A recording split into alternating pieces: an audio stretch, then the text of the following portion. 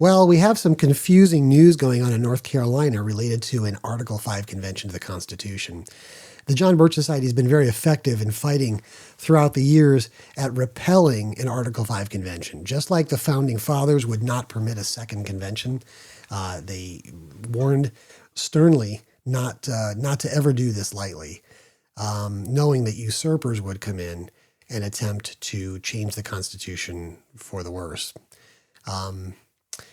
There is a deceptive lobby group out there called the Convention of States Action Group. And the deception that they're trying to promote is that Article 5 of the Constitution gives the states the ability to propose amendments to the Constitution, when that is not what Article 5 says.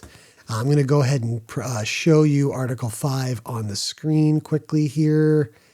Article 5. Sorry, it's taking me a moment to get there. Okay, so Article 5, it says, the Congress, whenever 2/3 of both houses shall deem it necessary, shall propose amendments to this Constitution, or on the application of the legislatures of 2/3 of the several states, the Congress shall call a convention. So in either case, it is the Congress, whether it's opened this way or this way, shall call a convention. The purpose is to propose amendments, plural. It doesn't say anything about proposing the amendments that are foisted upon it by the states, or this. There's no limitation on that the states can place on an Article 5 convention. It is not a convention of the states. That's why. That's very unfortunate that they have named their lobby group that name, because now there's a lot of people out there who think that there's this thing called a convention of the states when there's not. In either case, however it's called, any proposals that are made in that convention will be part of this Constitution if or when they are ratified by the legislatures of 3/4 of the several states or by conventions in 3/4 thereof. Notice this word conventions is plural. It's not a convention. There's no such thing as a convention of the states. And also notice that it says, as one or the other mode of ratifications may be proposed by the Congress. So it's the Congress that opens or calls the convention. It is the Congress that chooses the mode of ratification. And should it go to conventions in 3/4 thereof, that is not conventions of the state legislatures. That is conventions as in a popular vote among we the people. It also goes on to list 2 limitations, things that cannot be proposed in an Article 5 convention. And if it lists those 2 limitations, then guess what? Those are the only 2 limitations that can be put on the delegates, the sovereign delegates of we the people in that convention. So when you have state legislators passing bills like HJR 151, or in this case, it's actually a resolution, HJR 8151. And that HJR 8151 pretends to limit an Article 5 convention to the single topic of term limits. It's disingenuous. There is no authority the states have, especially in a resolution. It's not even a law. It's just a resolution, right? So that's why they try to pass subsequent bills in the House called faithful commissioner laws that pretend that the states can pass a law that dictates what these sovereign delegates in this convention are allowed to discuss. Absolutely deceitful. There's nobody out there who honestly believes that a state law can bind a sovereign delegate of we the people when they are in there with their plenipotentiary power to alter or abolish their form of government as they see fit. So it is even in the 1787 convention, which was called by delegates of the states, the founders pointed to the fact that the amendments didn't have to go through the states. Regardless of the promises that were made that all 13 states would have to approve the amendments, they just bypassed it and said the real power is not in the states, it's in the people. And that's why they reworded our Constitution, we the people. And what's ironic about this is if you look at we've got another HCon Res 24. I'm going to put that up on the screen now. And if you look at it, this is actually written by none other than Jody Arrington, superstar of the Convention of States lobby group. And he says he puts this bill into the Congress, and he says he wants to call an Article 5 convention for the purpose of fiscal responsibility, a fiscal responsibility amendment to the United States and stipulating ratification by a vote of we the people. So he's not even pretending that he wants it to go back to the state legislatures. And if that's the case, the states literally have no power, authority, or even a role to play in a so-called convention of the states, which of course there's no such thing. Why? Because he's calling on it to be put to the people for a vote, not the state legislatures. So, and notice this, the extra word he tacks on here, and for other purposes.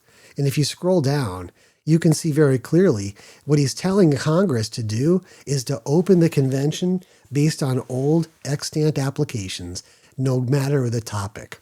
Whereas congressional and state records of plenary or various applications for amendments on any subject and applications for the single subject of inflation fighting fiscal responsibility amendments compiled by the Article 5 Library counts Nevada's continuing application reported February 8, 1979 in the congressional record as the 34th state, thus achieving the 2/3 congressional mandate to call a convention. Well, how about that? He's basically saying we don't need all those resolutions to have the same title. They don't need the same title. Just go ahead and open it based on whatever the title happens to be.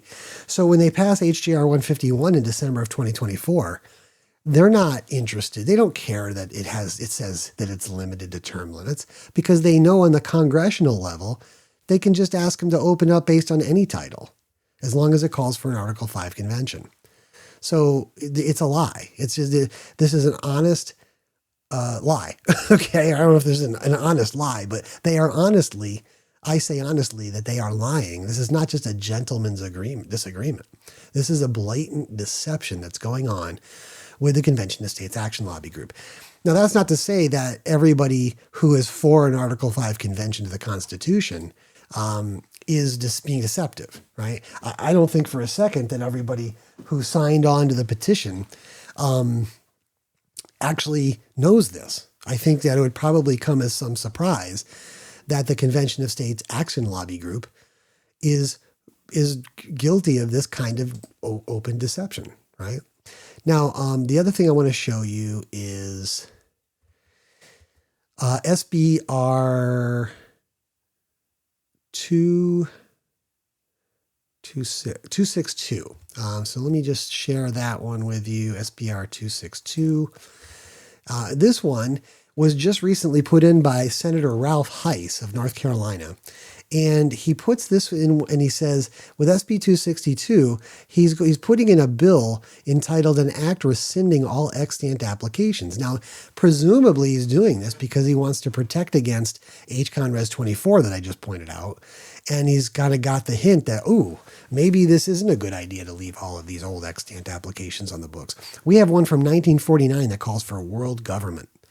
We've got one from 1909. We've got one from 1973.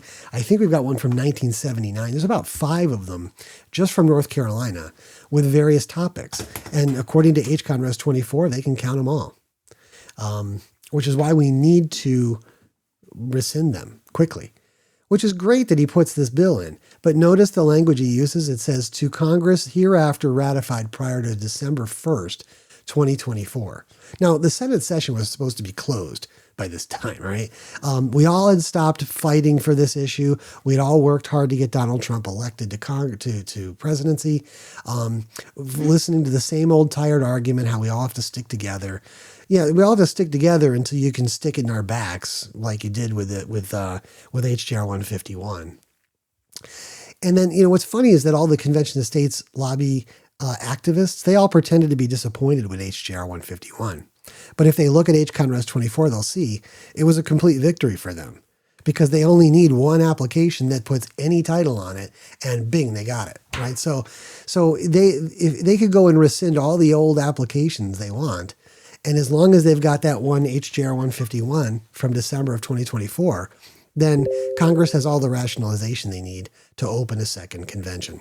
So this is all very deceptive. It's somewhat confusing.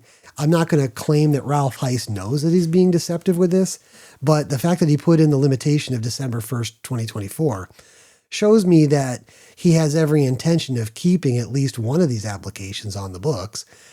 And if he's not aware of HConres 24, I guess I'd give him the benefit of the doubt. But if he is aware of it, and I'm going to try to make him aware of it, I'm going to send him a copy of this video.